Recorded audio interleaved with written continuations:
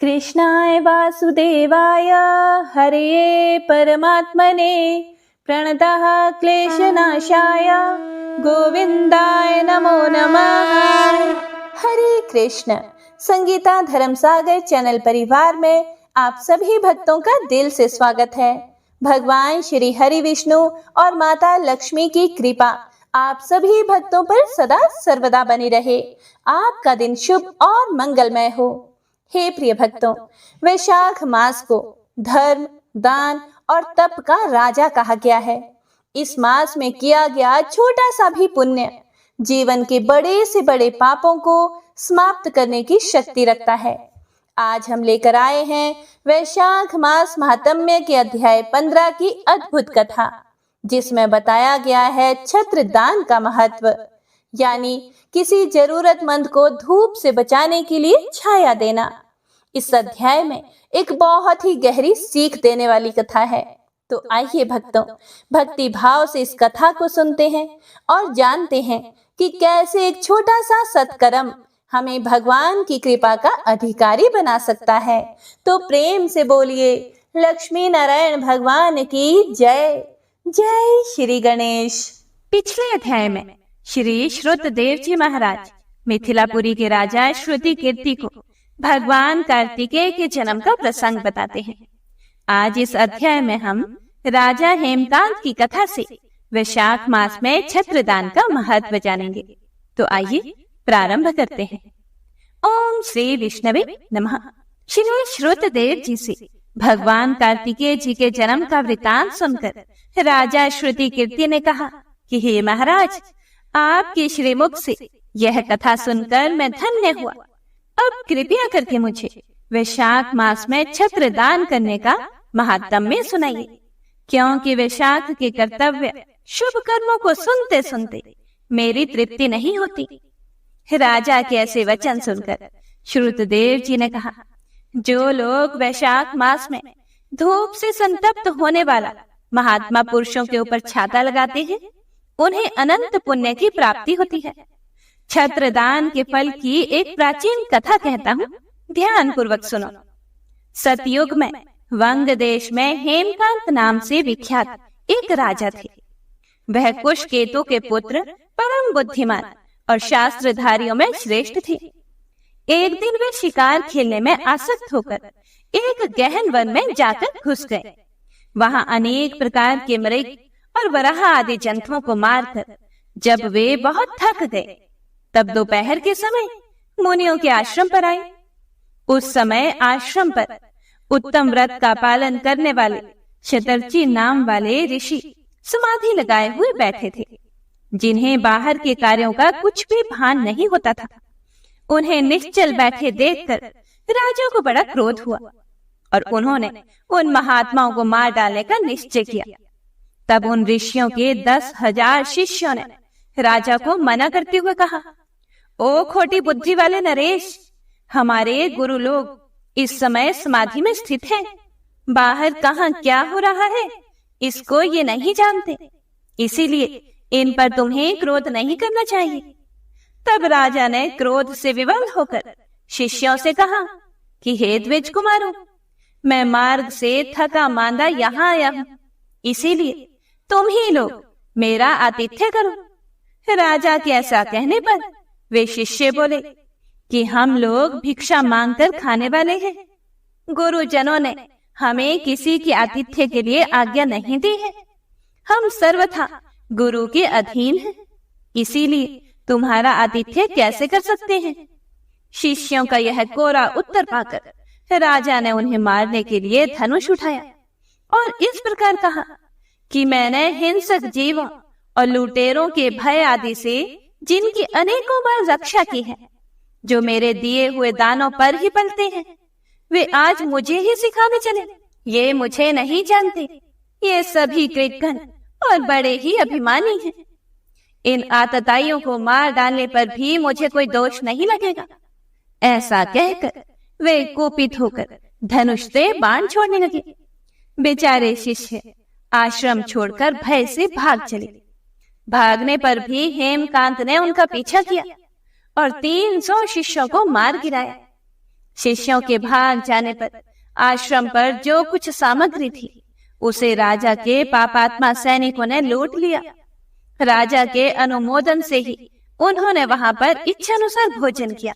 उसके बाद दिन बीतते बीतते राजा सेना के साथ अपनी पुरी में आ गए। राजा कुशकेतु ने जब अपने पुत्र का यह अन्यायपूर्ण कार्य सुना, तब उसे राज्य करने के अयोग्य जानकर उसकी निंदा करते हुए उसे देश से निकाला दे दिया। पिता के त्याग देने पर हेमकांत घने वन में चला गया। वहां उसने बहुत वर्षों तक निवास किया। ब्रह्म हत्या उसका सदा पीछा करती रहती थी, इसीलिए वह कहीं भी स्थिरता पूर्वक रह नहीं पाता था। इस प्रकार उस दुष्ट आत्मा के 28 वर्ष व्यतीत हो गए। एक दिन वैशाख मास में जब दोपहर का समय हो रहा था, महामुनि त्रित तीर्थ यात्रा के प्रसंग से उस वन में आए। वे धूप से अत्यंत संतप्त और तृषा से बहुत पीड़ित थे, इसीलिए किसी वृक्षहीन प्रदेश में मूर्छित होकर गिर पड़े। दैव योग से हेमकांत उधर आ निकला। उसने मुनि को प्यास से पीड़ित, मूर्छित और थका मांदा देखकर उन पर बड़ी दया की। उसने पलाश के पत्तों से छत्र बनाकर उनके ऊपर आती हुई धूप का निवारण किया। वह स्वयं मुनि के मस्तक पर छाता लगाए खड़ा हुआ और तुम्बी में रखा हुआ जल उनके मुंह में डाला। इस उपचार से मुनि को चेत हो आया और उन्होंने क्षत्रिय के दिए हुए पत्ते के छाते को लेकर अपनी व्याकुलता दूर की। उनकी इंद्रियों में कुछ शक्ति आई और वो धीरे धीरे किसी गांव में पहुंच गए। उस पुण्य के प्रभाव से हेमकांत की 300 ब्रह्म हत्याएं नष्ट हो गईं। इसी समय यमराज के दूत हेमकांत को लेने के लिए वन में आए। उन्होंने उसके प्राण लेने के लिए संग्रहणी रोग पैदा किया। उस समय प्राण छूटने की पीड़ा से छटपटाते हुए हेमकांत ने 3 अत्यंत भयंकर यमदूतों को देखा, जिनके बाल ऊपर की ओर उठे हुए थे। उस समय अपने कर्मों को याद करके वह चुप हो गया। हे प्रिय भक्तों, छत्रदान के प्रभाव से उसको भगवान विष्णु का स्मरण हुआ। उसके स्मरण करने पर भगवान महाविष्णु ने अपने द्वारपाल से कहा कि तुम शीघ्र जाओ, यमदूतों को रोको, हेमकांत की रक्षा करो। अब वह निष्पाप और मेरा भक्त हो गया है। उसे नगर में ले जाकर उसके पिता को सौंप दो और साथ ही मेरे कहने से कुशकेतु को यह समझाओ कि तुम्हारे पुत्र ने अपराधी होने पर भी वैशाख मास में छत्र दान करके एक मुनि की रक्षा की है, इसीलिए वह पाप रहित हो गया है। इस पुण्य के प्रभाव से वह मन और इंद्रियों को अपने वश में रखने वाला दीर्घ आयु, शूरता और उदारता आदि गुणों से युक्त तथा तुम्हारे सम्मान गुणवान हो गया है। इसीलिए अपने इस महाबली पुत्र को तुम राज्य का भार संभालने के लिए नियुक्त करो। भगवान विष्णु ने तुम्हें ऐसी ही आज्ञा दी है। इस प्रकार राजा को आदेश देकर हेमकांत को उनके अधीन करके यहाँ लौटाओ। भगवान विष्णु का यह आदेश पाकर महाबली विश्वसेन ने हेमकांत के पास आकर यमदूतों को रोका और अपने कल्याणमय हाथों से उसके सब अंगों में स्पर्श किया। भगवत भक्त के स्पर्श से हेमकांत की सारी व्याधि क्षण भर में ही दूर हो गई। उसके बाद विश्वसेन उसके साथ राजा की पुरी में गए। उन्हें देखकर महाराज कुशकेतु ने आश्चर्य युक्त होकर भक्ति पूर्वक मस्तक झुकाकर पृथ्वी पर साष्टांग प्रणाम किया और भगवान के पार्षद का अपने घर में प्रवेश करवाया। वहां अनेक प्रकार के स्तोत्रों से उनकी स्तुति तथा वैभवों से उनका पूजन किया। तत्पश्चात महाबली विश्वसेन ने अत्यंत प्रसन्न होकर राजा को हेमकांत के विषय में भगवान विष्णु ने जो जो संदेश दिया था वह सब कह सुनाया। उसे सुनकर कुशकेतु ने पुत्र को राज्य पर बिठा दिया और स्वयं विश्वसेन की आज्ञा लेकर उन्होंने पत्नी सहित वन को प्रस्थान किया। तदंतर महामना विश्वसेन हेमकांत से पूछकर और उसकी प्रशंसा करके श्वेत द्वीप में भगवान विष्णु के समीप चले गए। तब से राजा हेमकांत वैशाख मास में बताए हुए भगवान की प्रसन्नता को बढ़ाने वाले शुभ धर्मों का प्रतिवर्ष पालन करने लगे। वे ब्राह्मण भक्त, धर्मनिष्ठ, शांत, जितेंद्रिय, सब प्राणियों के प्रति दयालु और संपूर्ण यज्ञों की दीक्षा में स्थित रहकर सब प्रकार के संपदाओं से संपन्न हो गए। उन्होंने पुत्र पौत्र आदि के साथ समस्त भोगों का उपभोग करके भगवान विष्णु का लोक प्राप्त किया। वैशाख सुख से साध्य, अतिशय पुण्य प्रदान करने वाला है। पाप रूपी ईंधन को अग्नि की भांति जलाने वाला है। परम सुलभ तथा धर्म, अर्थ, काम, मोक्ष चारों पुरुषार्थों को देने वाला है। तो इसी के साथ आज का ये अध्याय यही समाप्त होता है। इससे आगे का वर्णन आप अगले अध्याय में सुनेंगे। हे प्रिय भक्तों, तो आइए अब बड़ी ही पावन कथा का रसपान करते हैं, जिसे सुनने से व्यक्ति को कभी भी आर्थिक कठिनाई का सामना नहीं करना पड़ता। एक गांव में एक बुढ़िया माई रहती थी। उनके 2 बेटे तथा 2 बहुएं थी। बुढ़िया माई भगवान श्री हरि विष्णु की परम भक्त थी। अपना जीवन दान, धर्म, पुण्य कार्यों में लगाया करती थी। परंतु बुढ़िया माई कभी भी मंदिर और सत्संग में व तीर्थ स्थानों पर नहीं जाती थी। एक बार उसी गांव में भागवत कथा हो रही थी, तो बेटे ने कहा कि माँ, आप सारा दिन घर में रहती हैं, आप मंदिर में भागवत कथा सुनने क्यों नहीं जाती? बुढ़िया माई ने अपने बेटे का मन रखने के लिए कह दिया कि मैं आज जाऊंगी, परंतु वह नहीं गई। ऐसा करते करते 6 दिन निकल गए। बुढ़िया माई के बेटे ने कहा कि माँ, आज अंतिम दिन है, 7वां दिन है, माँ आज तो कथा सुनने आपको जाना ही पड़ेगा। अपने बेटे की इन बातों को सुनकर बुढ़िया माई ने सोचा कि चलो आज सुनकर आते ही हैं, बस फिर अब क्या था। सारा दिन घर का काम काज करके बुढ़िया माई ने जाते जाते इतनी देर लगा दी कि अंतिम दिन की भागवत कथा भी समाप्त हो गई। भगवान श्री हरि विष्णु सन्यासी का रूप धारण करके बुढ़िया माई के पास आए और बोले कि हे बुढ़िया माई, अब तुम कहाँ जा रही हो? बुढ़िया माई ने कहा कि मैं तो भागवत कथा सुनने जा रही हूँ। तब सन्यासी रूपधारी भगवान श्री हरि विष्णु ने कहा कि अब इतनी देर से क्यों जा रही हो? वहां तो अब कथा समाप्त हो गई, अब वहां जाकर तुम क्या करोगी? बुढ़िया माई ने कहा कि अब घर से निकली हूँ तो जाकर ही आऊंगी। तब सन्यासी रूपधारी भगवान श्री हरि ने कहा, अब कथा समाप्त हो गई है, भक्त लोग भी अपने अपने घर चले गए हैं, अब तुम वहां से क्या लाओगी? तो बुढ़िया माई बोली, कुछ नहीं, तो मैं वहां से एक ईंट ही लेकर आ जाऊंगी। तो सन्यासी रूपधारी भगवान श्री हरि विष्णु बोले, तुम वहां से मिट्टी की ईंट लाओगे, उसके बदले मैं तुम्हें एक सोने की ईंट देता हूँ। बुढ़िया माई ने ईंट ले ली। अब क्या था, भगवान विष्णु ने प्रसन्न होकर बुढ़िया माई को सोने की ईंट दी। बुढ़िया माई ने ईंट ले ली और घर की तरफ चल पड़ी और विचार करने लगी कि यदि यह ईंट मैं घर ले जाऊंगी तो बेटे बहू झगड़ा करने लगेंगे। इसीलिए घर के आंगन में बाहर ही बुढ़िया माई ने वह ईंट जमीन में गाड़ दी। परंतु अब बुढ़िया माई का ध्यान उस ईंट पर ही रहने लगा। खाते पीते घर के काम करते सदैव बुढ़िया माई अपना ध्यान सोने की ईंट पर लगाए रखती थी।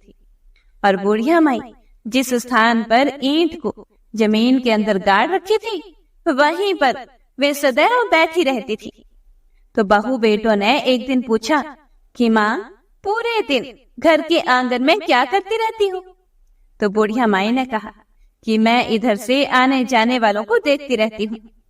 बस अब क्या था, एक दिन बुढ़िया माई मर गई। यमराज के दूत बुढ़िया माई को ले जाने आए।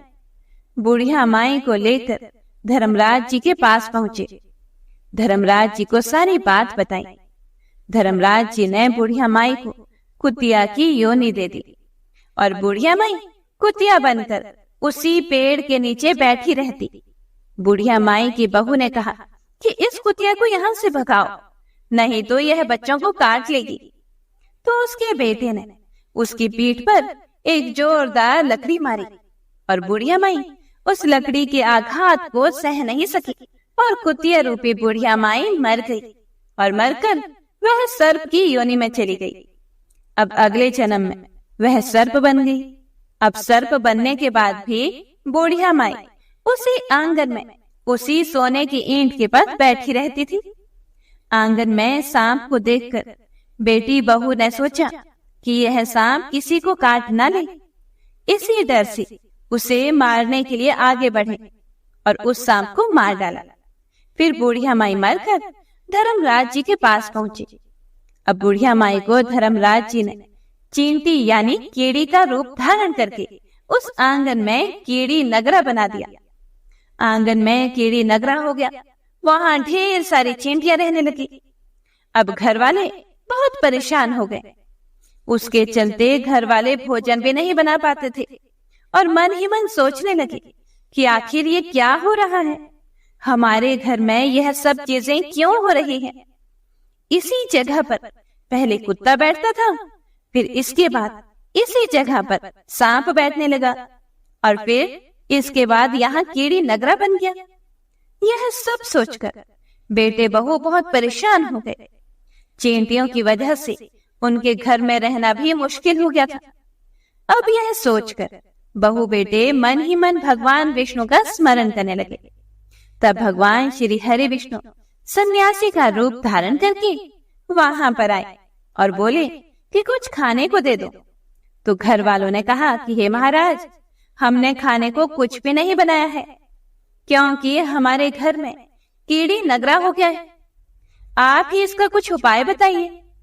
तब महाराज जी ने आंगन में उसी कीड़ी नगरा के पास में ही खुदवाई करवाई और सोने की ईंट निकलवाई और उस ईंट को दोनों बेटों को बराबर बराबर करके उन्होंने दे दिया और कहा कि तुम्हारी मां के नाम से दान पुण्य करना, धर्मशाला बनवाना, पाठशाला बनवाना, प्याऊ बनवाना, गौशाला में गाय के चारे खाने की व्यवस्था करना।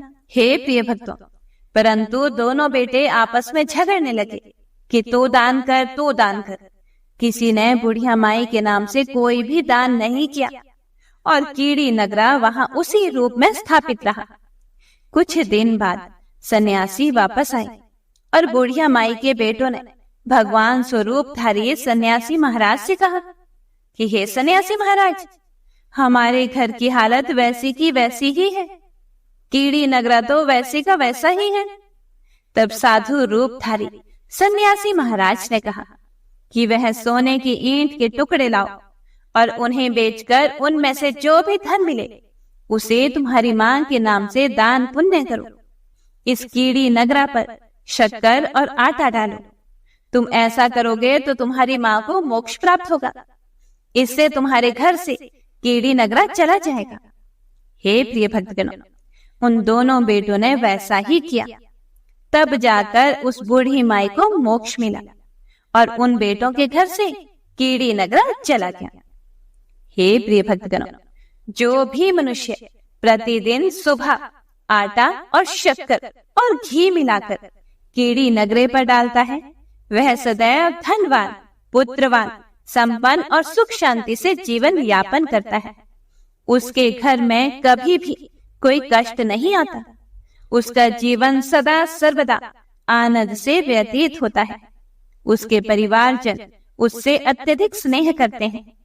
कीड़ी नगरा प्रतिदिन सींचने से और कीड़ी नगरा की कहानी सुनने से, दान पुण्य करने से और धर्म कार्यों में रुचि लगाने से जीवन उत्तम हो जाता है। पाप नाशक स्तोत्र के बारे में महात्मा पुष्कर कहते हैं कि मनुष्य चित्त की मलिनतावश चोरी, हत्या, पर स्त्री गमन आदि विभिन्न पाप करता है, पर जब मन कुछ शुद्ध होता है तब उसे इन पापों से मुक्ति की इच्छा होती है। उस समय भगवान नारायण की दिव्य स्तुति करने से समस्त पापों का प्रायश्चित पूर्ण होता है।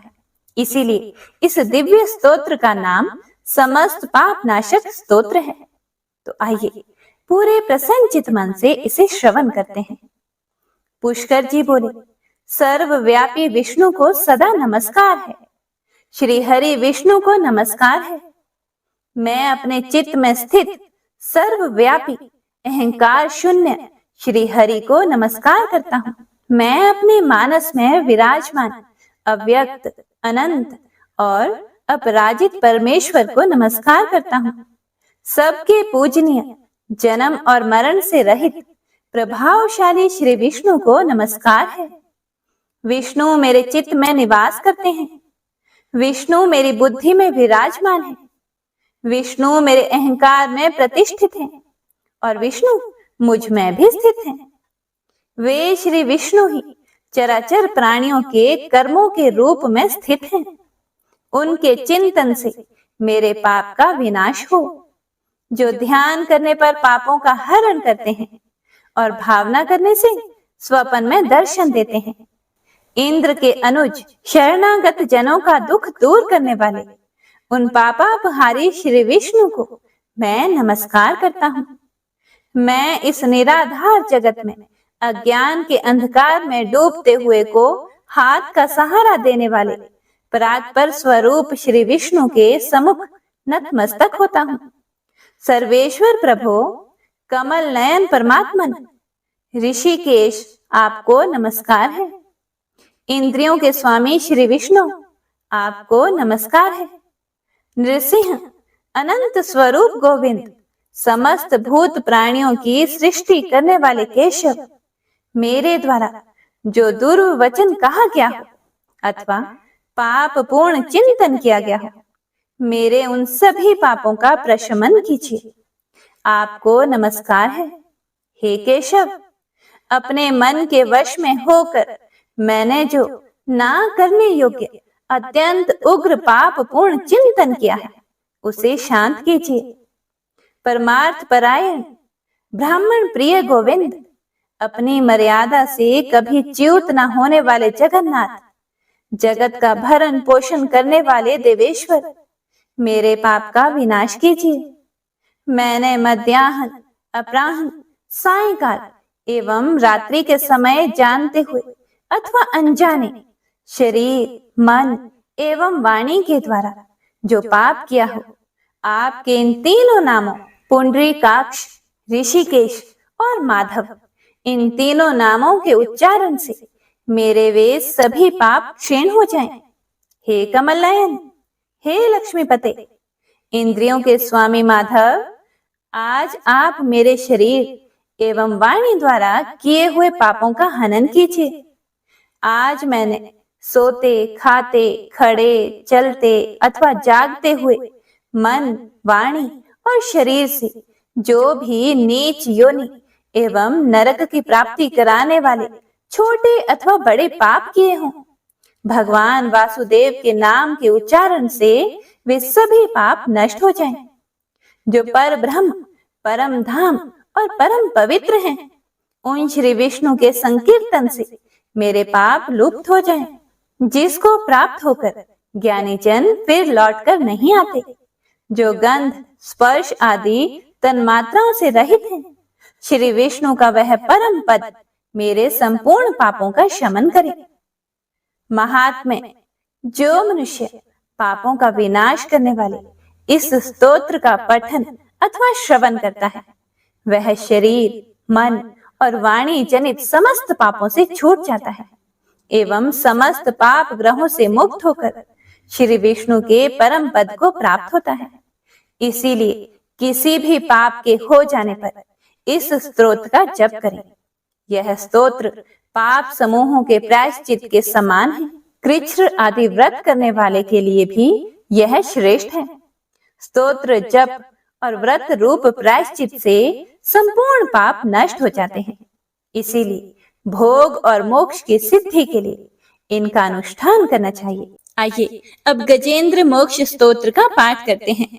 इस माह में गजेंद्र मोक्ष स्तोत्र पढ़ने मात्र से जहां हर तरह के ऋण कर्ज से मुक्ति मिलती है, वहीं 10 दिशाओं से शुभ फल दिलाने में भी सक्षम है।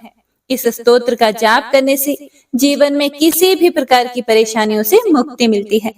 श्रीमद् भगवत गीता के 3रे अध्याय में गजेंद्र स्तोत्र पढ़ने को मिलता है। इस स्तोत्र में हाथी और मगरमच्छ के साथ हुए युद्ध का वर्णन किया गया है और गजेंद्र जब युद्ध से हार जाता है तो भगवान श्री हरि विष्णु का ध्यान करके उनकी स्तुति करता है और उसकी स्तुति से प्रसन्न होकर भगवान श्री हरि विष्णु आते हैं और उसे मोक्ष प्रदान करते हैं। और हे प्रिय भक्तों, इस पाठ को करते समय अगर हम अपने मन में यह भावना रखें कि हे श्री हरि विष्णु, हे मेरे प्रभु, जिस प्रकार से आपने गजेंद्र को परेशानी से बाहर निकाला, उसी प्रकार से हमें भी हमारी परेशानियों से बाहर निकालिए, तो यकीन मानिए निश्चित ही भगवान श्री हरि विष्णु हमारी मदद स्वयं करते हैं। तो आइए अब सच्चे मन से भगवान श्री हरि विष्णु का ध्यान करके इस परम कल्याणकारी स्तोत्र का पाठ करते हैं। जय श्री हरि विष्णु। शुक जी ने कहा कि बुद्धि के अनुसार पिछले अध्याय में वर्णन किए गए रीति से अपने मन को नियंत्रित करके और हृदय को स्थिर करके गजेंद्र अपने पिछले जन्म में याद किए गए सर्वोच्च कार्य और बार बार जप किए जाने वाले स्तोत्र का जाप करने लगा। गजेंद्र ने मन ही मन श्री हरि को ध्यान करते हुए कहा, जिनके प्रवेश करने से शरीर और मन चेतन की तरह व्यवहार करने लगते हैं, ओम द्वारा लक्षित और पूरे शरीर में प्रकृति और पुरुष के रूप में प्रवेश करने वाले उस सर्वशक्तिमान देवता का मैं मन ही मन स्मरण करता हूँ, जिनके सहारे ये पूरा संसार टिका हुआ है, जिनसे ये संसार अवतरित हुआ है और जिन्होंने प्रकृति की रचना की है और जो खुद उसके रूप में प्रकट हैं, लेकिन इसके बावजूद भी वो इस पूरी दुनिया से सर्वोपरि और श्रेष्ठ हैं। ऐसे अपने आप और बिना किसी कारण के भगवान की मैं शरण में जाता हूँ और अपने संकल्प शक्ति के बल पर अपने ही स्वरूप में रचित और सृष्टि काल में प्रकट एवं प्रलय में अप्रकट रहने वाले इस शास्त्र प्रसिद्धि प्राप्त कार्य कारण रूपी संसार को, जो बिना कुंठित दृष्टि के साक्ष्य रूप में देखते रहने पर भी लिप्त नहीं होते, चक्षु आदि प्रकाशकों के परम प्रकाशक प्रभु, आप मेरी रक्षा करें। बीतते गए समय के साथ तीनों लोकों और ब्रह्मादि लोकपालों के पंचभूत में प्रवेश कर जाने पर और पंचभूतों से लेकर महत्वपूर्ण सभी कारणों के उनकी परम करुणा स्वरूप प्रकृति में मगन हो जाने पर उस समय दुर्गेय और घोर अंधकार रूपेण प्रकृति ही बच रही थी। उस अंधकार से परे अपने परम धाम में जो सर्वव्यापी भगवान सभी दिशाओं में प्रकाशित होते रहते हैं, वो भगवान मेरी रक्षा करें। विभिन्न नाट्य रूपों में अभिनय करने वाले और उस अभिनेता के वास्तविक स्वरूप को जिस प्रकार से साधारण लोग भी नहीं जान पाते, उसी तरह से सत्व प्रधान देवता और महर्षि भी जिनके स्वरूप को नहीं जान पाते, ऐसे में कोई साधारण प्राणी उनका वर्णन कैसे कर सकता है। ऐसे दुर्गम चरित्र वाले भगवान मेरी रक्षा करें। अनेकों शक्ति से मुक्त सभी प्राणियों को आत्म बुद्धि प्रदान करने वाले, सबके बिना कारण हित और अतिशय साधु स्वभाव ऋषि मुनिजन, जिनके परम स्वरूप को देखने की इच्छा के साथ वन में रहकर अखंड ब्रह्मचर्य तमाम अलौकिक व्रतों को नियमों के अनुसार पालन करते हैं, ऐसे प्रभु ही मेरी गति हैं। वह जिनका हमारी तरह ना तो जन्म होता है और ना जिनके द्वारा अहंकार प्रेरित कर्म ही होते हैं, जिनके निर्गुण स्वरूप का ना कोई नाम है और ना ही कोई रूप है, इसके बावजूद भी समय के साथ इस संसार की सृष्टि और प्रलय के लिए अपनी इच्छा से अपने जन्म को स्वीकार करते हैं। उन अनंत शक्ति संपन्न परम ब्रह्म परमेश्वर को मेरा नमस्कार है। उन प्राकृत आकार रहित और अनेक रूप वाले अद्भुत भगवान को मेरा बारंबार नमस्कार है। स्वयं प्रकाशित सभी साक्ष्य परमेश्वर को मेरा शत शत नमन है। वैसे देव जो मन, वाणी और चित्त वृत्तियों से परे हैं, उन्हें मेरा बारंबार नमस्कार है। विवेक से परिपूर्ण पुरुष के द्वारा सभी सत्व गुणों से परिपूर्ण, निवृत्ति धर्म के आचरण से मिलने योग्य और मोक्ष सुख की अनुभूति रूपी भगवान को मेरा नमस्कार है। सत्व गुणों को स्वीकार करके शांत, रजोगुण को स्वीकार करके घोर और तमोगुण को अपनाकर मूढ़ से प्रतीत होने वाले, भेद रहित अतएव सदा संभाव से स्थित ज्ञान धन प्रभु को मेरा नमस्कार है।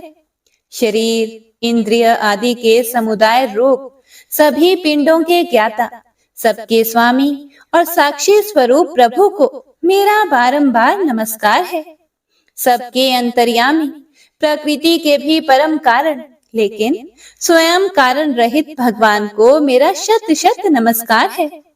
सभी इंद्रियों और सभी विषयों के जानकार, सभी प्रतीतियों के कारण रूप संपूर्ण जड़ प्रपंच और सबकी मूलभूता अविद्या के द्वारा सूचित होने वाले और सभी विषयों में अविद्या रूप से भासने वाले भगवान को मेरा नमस्कार है।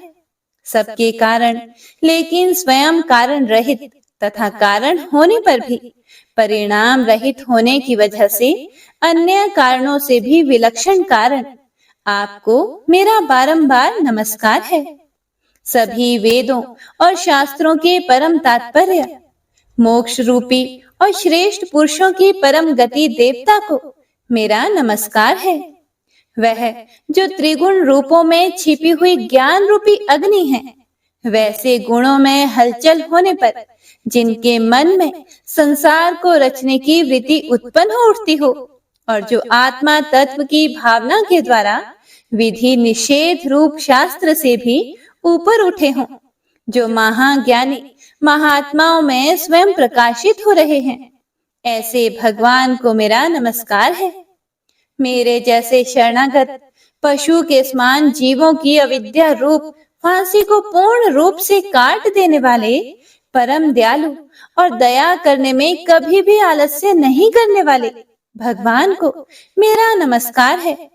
अपने अंश से सभी जीवों के मन में अंतर्यामी रूप से प्रकट होने वाले सर्वनियंता अनंत परमात्मा आपको मेरा नमस्कार है।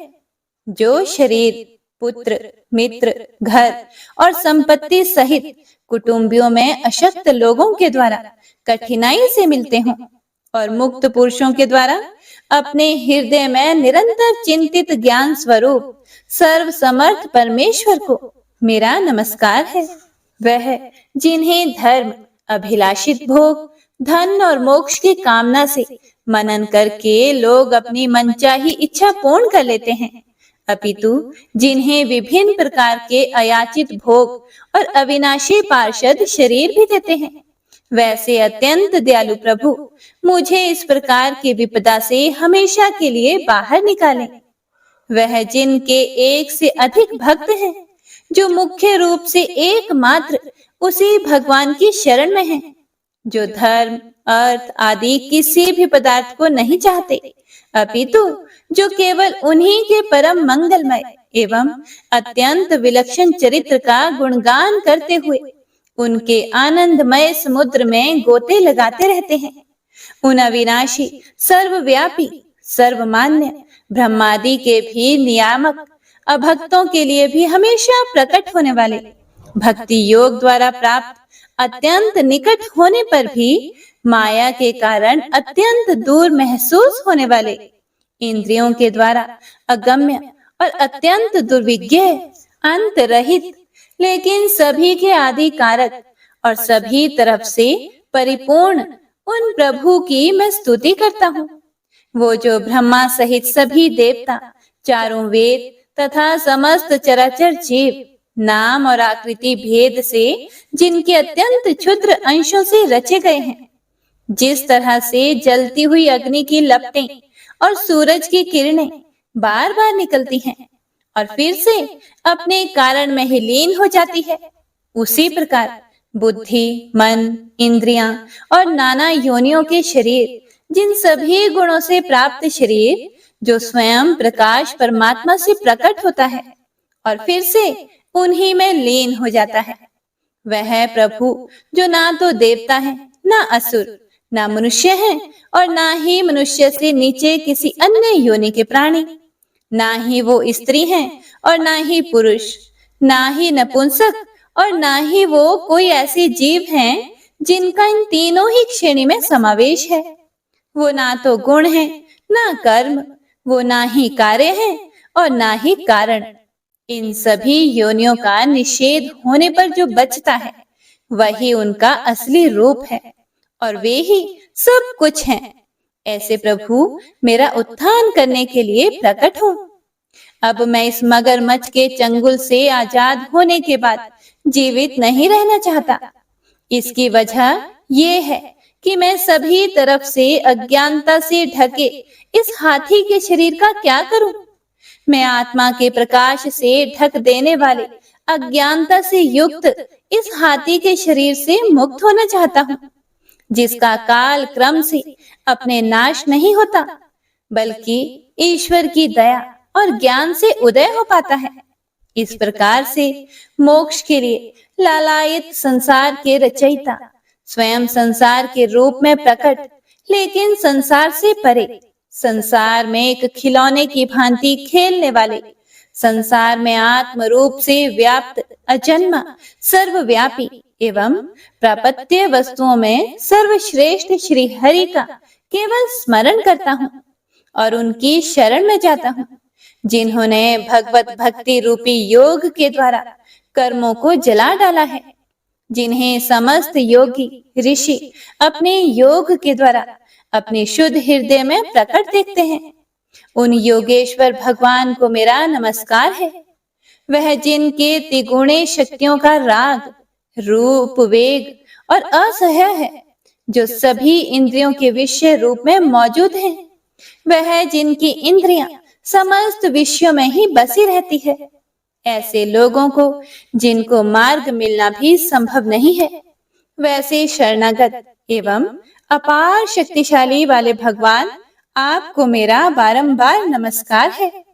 जिनकी अविद्या नाम के शक्ति के कार्य रूप अहंकार से ढके हुए हैं, वह जिनके रूप को जीव समझ नहीं पाते हैं, ऐसे अपार महिमा वाले भगवान की मैं शरण लेता हूँ। हे प्रिय भक्तों, श्री सुखदेव जी कहते हैं कि वह जिसने पूर्व प्रकार से भगवान के भेद रहित सभी निराकार रूप का वर्णन किया था, उस गजराज के करीब जब ब्रह्मा आदि अन्य कोई भी देवता नहीं आए, जो अपने विभिन्न प्रकार के विशेष विग्रहों को ही अपना रूप मानते हैं, ऐसे में साक्षात विष्णु जी, जो सभी के आत्मा होने के कारण सभी देवताओं के रूप हैं, तब वह वहां पर प्रकट हुए।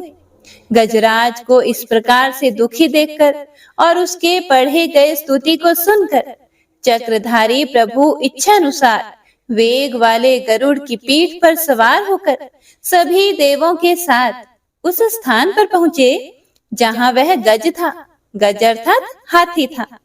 सरोवर के अंदर महाबलशाली मगरमच्छ द्वारा जकड़े और दुखी उस हाथी ने आसमान में गरुड़ की पीठ पर बैठे और हाथों में चक्र लिए भगवान श्री हरि विष्णु को आते हुए जब देखा, तो वह अपनी सूंड में पहले से ही उनकी पूजा के लिए रखे कमल के फूल को श्री हरि पर बरसाते हुए कहने लगा, सर्व पूज्य भगवान श्री हरि नारायण, आपको मेरा प्रणाम है। सर्व पूज्य भगवान श्री हरि, आपको मेरा नमस्कार है।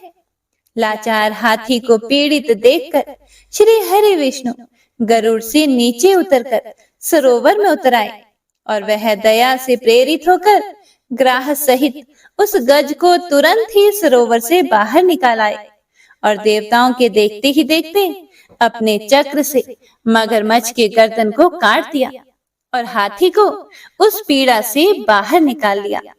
तो इसी के साथ गजेंद्र मोक्ष स्तोत्र संपूर्ण हुआ। तो सभी एक बार प्रेम से बोलिए, भगवान श्री हरि विष्णु की जय। बंशी शोभित कर मधुर नील जलद तन श्याम अरुण अधर जनु बिंब फल नयन कमल अभिराम पूर्ण इंद्र अरविंद मुख पीतांबर शुभ साज जय मन मोहन मदन छवि कृष्ण चंद्र महाराज जय यदुनंदन जय जगवंदन जय वसुदेव देवकी नंदन जय यशोदासुत नंद दुलारे जय प्रभु भक्तन के दृग तारे जय नटनागर नागन थैया कृष्ण कन्हैया धेनु चरैया पुनि नख पर प्रभु गिरिवर धारो आओ दीनन कष्ट निवारो वंशी मधुरे अधर धर तेरे होवे पूर्ण मनोरथ मेरी आओ हरि पुनि माखन चाखो आज लाज भारत की राखो गोल कपोल चिबुक करुणारे मृदु मुस्कान मोहिनी डारे रंजित राजीव नयन विशाला मोर मुकुट वैजंती माला कुंडल श्रवण पीत पटाछे कटि किंकणी काछन काछे नील जलज सुंदर तनु सोहे छवि लख सुर नर मुनि मन मोहे मस्तक तिलक अलक घुंघराले आओ कृष्ण बांसुरी वाले करि पय पान पूत नहीं तार्यो अका बका का सुर मार्यो मधुवन जलत अग्नि जब ज्वाला भय शीतल लखि तहि नंद लाला सुरपति जब ब्रज चढ़े और साई मोसर धार वारी वर्षाई लगत लगत ब्रज चहन बहायो गोवर्धन नख धारी बचायो लखी यशोदा मन ब्रह्माधिकाई मुख मह 14 भुवन दिखाई दुष्ट कंस अति उधम मचायो कोटि कमल जब फूल मंगायो नाथी काली यही तब तुम लीन है चरण चिन्ह दई निर्भय कीन है करि गोपिन संग रास विलासा सबकी पूर्ण करी अभिलाषा केतिक महासुर संहार्यो कंस ही केस पकड़ी दई मार्यो मात पिता की बंदी छुड़ाई उग्रसेन कहा राज दिलाई मही से मृतक चाहो सुतलायो मातु देव की शोक मिटायो भौमासुर मुर दैत्य सहारी लाए 10 सहस कुमारी दई भी नहीं तृण चीर सहारा जरा सिंधु राक्षस का हमारा असुर बकासुर आदिक मार्यो भक्तन के तब कष्ट निवार्यो दीन सुदामा के दुख टार्यो तंदुल 3 मूठ मुख डार्यो प्रेम के साग विदुर धर मांगे दुर्योधन के मेवा त्यागे लखी प्रेम की महिमा भारी ऐसे श्याम दीन हितकारी भारत के पारथ रथ हाके लिए चक्र करे नहीं बलता के निज गीता के ज्ञान सुनाए भक्तन हृदय सुधा वर्षाए मीरा थी ऐसी मतवाली विष पी गई बजा कर ताली राणा भेजा सांप पिटारी शालिग्राम बने बनवारी निज माया तुम विधि दिखायो उड़ते संशय सकल मिटायो तब शत निंदा करि तत्काला जीवन मुक्त भयो शिशुपाला जब ही द्रौपदी तीर लगाई दीनानाथ लाज अब जाई तुरत ही वसन बने नंदलाला बढ़े चीर भई अरि मोह काला असनाथ के नाथ कन्हैया डूबत भंवर बचावत नैया सुंदर दास आसुर धारी दया दृष्टि कीजिए बनवारी। नाथ सकल मम कुमति निवारो, क्षमहु बेगी अपराध हमारो। खोलो पट अब दर्शन दीजिए, बोलो कृष्ण कन्हैया की जय। बोलो कृष्ण कन्हैया की जय। बोलो कृष्ण कन्हैया की जय। यह चालीसा कृष्ण का पाठ करे उरधारी, अष्ट सिद्धि नवनिधि फल लहे पदारथ चारी। जय श्री कृष्ण।